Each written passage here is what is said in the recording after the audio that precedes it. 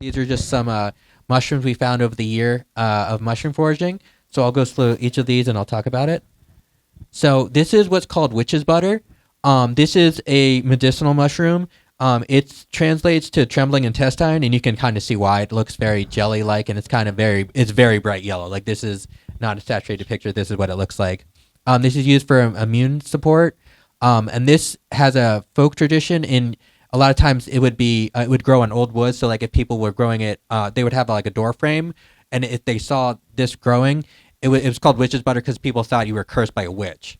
So like this would grow and people were like, oh my gosh, you got cursed by a witch. There's this bright yellow thing growing on your doorway. So it's kind of like this interesting thing back in the day. That's why it's called witch's butter. So that's just an interesting tidbit there. This is turkey tail. Turkey tails are cool. They're a medicinal mushroom as well. You can make tinctures and stuff out of it. You can also dry it and make a powder and tea. So this is something we found that was really cool. And this is a very beneficial mushroom. It has a ton of antioxidants and stuff to fight like free radicals and things. These are pretty easy to find. There's also things called fake turkey tails, which are a little bit different.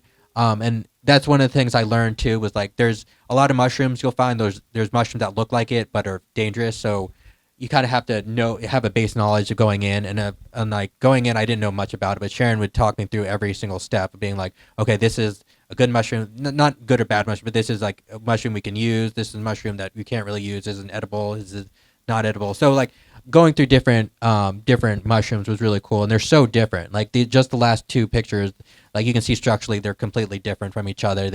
This one doesn't have gills, the other one didn't have gills. A lot of times people kind of have an image of like one or two mushrooms in their head, but really there's a huge variety, which is really cool to see.